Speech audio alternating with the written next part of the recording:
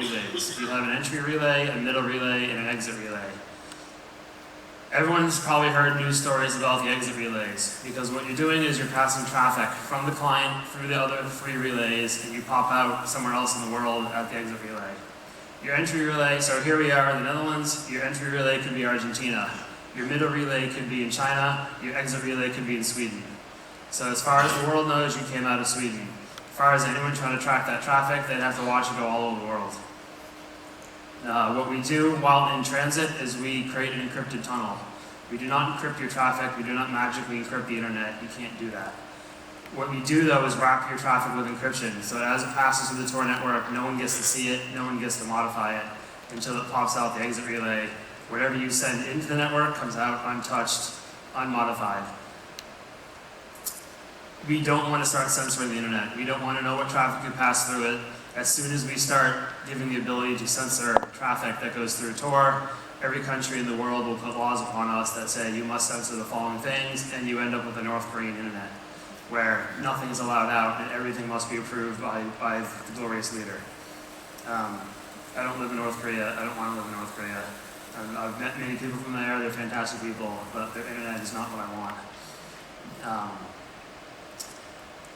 We also work with the Electronic Frontier Foundation to create HTTPS Everywhere, which is a browser plugin that encrypts, that tries to hit encrypted version of websites by default, so that when your traffic goes through the Tor network and it comes out of the exit relay and becomes, decrypted, it's actually encrypted all the way through because you requested like HTTPS Facebook or HTTPS Gmail or HTTPS vContact me, so that people at the exit relay can't record anything. So with your traffic bouncing all over the world, how fast is it? This is a graph. We have funding from the National Science Foundation to study the Tor network. How do you anonymously measure an anonymous network? Well, we have funding to find out. And it's a fine way, instead of tracking all the customers and what everyone does, how do we do it in the most anonymous way possible so that we can gather and still do all the same network things you expect a network to do, provide performance, reliability, sustainability, all that. So on average, we're just over 1 second latency. We can't speed up light. It takes time to cross oceans. It takes time to cross their congested exchanges. We can't make that faster.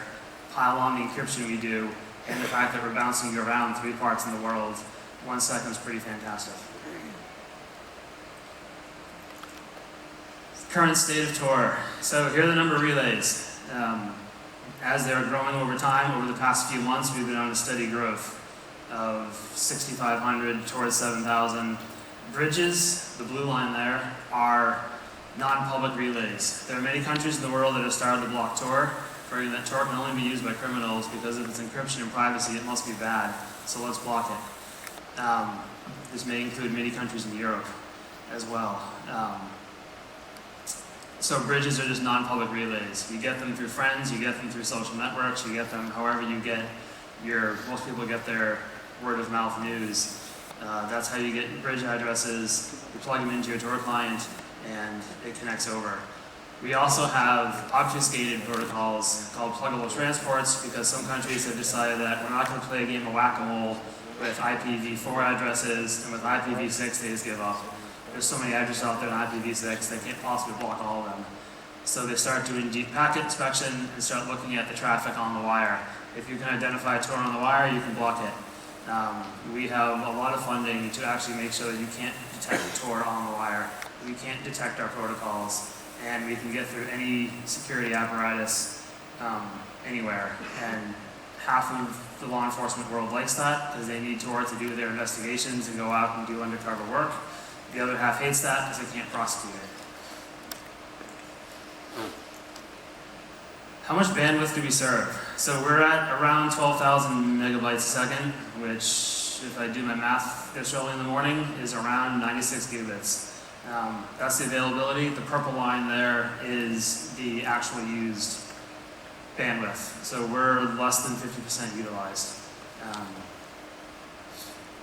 People do stream videos over Tor. People do watch entire TV shows over Tor. Most people use it for web browsing and chat and forums where they need to be private. Directly connecting users. So by default, the Tor client connects up, and we sample and try to measure the amount of users and where they come from in the world at an anonymized level. I think it's every eight connections counts as one connection from a country. So what you have is, this looks like we've been steadily decreasing over time, where we started off at 3 million daily users and are down to around 2 to 2.5 million. The reality is, as countries start blocking the direct connection to Tor, people have to start using pluggable transports or use the bridges. And we don't have an easy way to track those, because if we can track individual anonymized bridge and obfuscated traffic users, then we can start identifying who these people are and what they're doing. And that's when things go bad. For the one hand, we work with law enforcement a lot. I actually am the law enforcement liaison for Tor. I spend a lot of time talking to 3, 4, and 5-letter agencies about what Tor is and Tor does. And again, 50% of the agencies use Tor every day to do their job. They need training in it. They want it to be anonymous. They also don't want us tracking it. A law enforcement agency a few years ago ran a number of queries against our servers to find out, is this Tor or not? They were looking up a bunch of IP addresses to say, are these Tor servers or not Tor servers? So they can go figure out which houses to raid or which ISPs to go request customer details for. What they did inadvertently was give us their entire suspect list. They queried 1 million addresses against our servers, and our servers logged all those queries. And then we said, yeah, don't ever do that again, please. Because as soon as you do that, organized crime comes to us and says, hey, we'll pay you a lot of money for that list of IP addresses that the agency just gave you. Those are the friendly criminals. The other criminals come to us and said, we have a gun to your kid's head. Either give us the IP addresses or they die. I don't want to be in those situations. Those are not fun situations.